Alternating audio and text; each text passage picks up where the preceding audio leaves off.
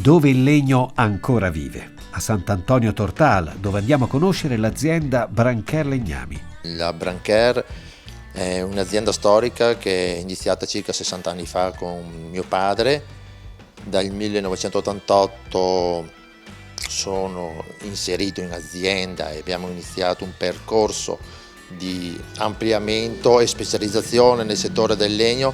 Siamo passati dalla piccola segheria a una segheria sempre piccola ma di medie dimensioni, e ci siamo specializzati nella carpenteria in legno, in strutture in legno importanti, e siamo arrivati oggi alla terza generazione anche con mio figlio Stefano, dove assieme a 10 dipendenti riusciamo a coprire un mercato della carpenteria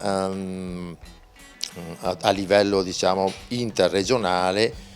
E nel frattempo abbiamo implementato la nostra azienda con dei macchinari importanti a livello tecnologico e l'inserimento di un nuovo brand, Forwood, che si è specializzato attraverso l'esperienza di anni nella costruzione di edifici in legno a basso consumo energetico.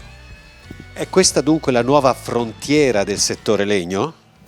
La nuova frontiera del settore legno direi proprio di sì, perché questo sistema costruttivo in legno, pur essendo storico, in Italia non ha mai avuto un grosso insediamento, però negli ultimi anni i numeri sono positivi, abbiamo una costruzione molto veloce, a secco, gli edifici diventano piacevoli come ambiente a viverci dentro, abbiamo il legno che è un legno che non inquina sostanzialmente, e nel frattempo abbiamo anche implementato, come ripeto, con dei macchinari specifici per creare delle strutture in kit dove possiamo intervenire in cantiere in maniera veloce. Oltretutto abbiamo anche investito molto in know-how, in ufficio tecnico, inserendo delle persone capaci, ingegneri e geometri, per cercare di dare un pacchetto al nostro cliente professionale.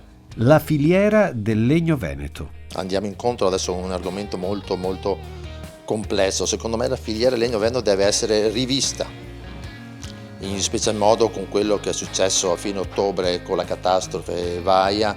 Secondo il mio punto di vista deve essere rivista, ma rivista in positivo, perché abbiamo bisogno di creare una filiera, ma abbiamo bisogno anche di formare delle persone competenti in materia, perché il mercato la richiede.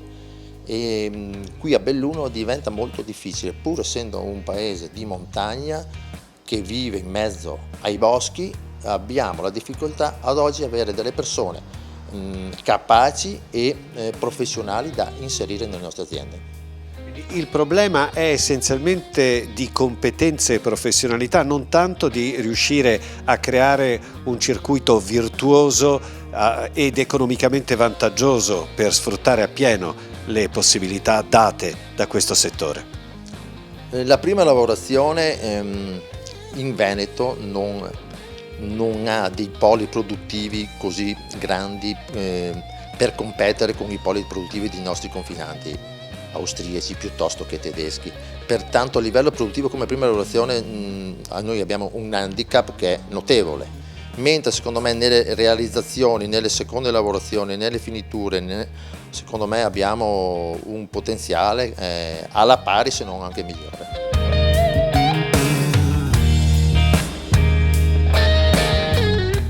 Che cosa è cambiato dopo Vaia?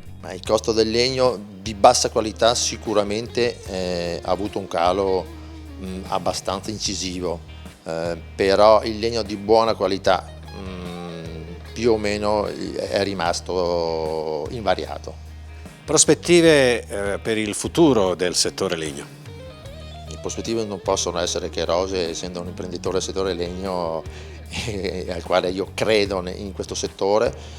Secondo me un buon marketing, un buon inserimento anche sui mercati non solo nazionali ci può dare delle buone soddisfazioni nei prossimi anni.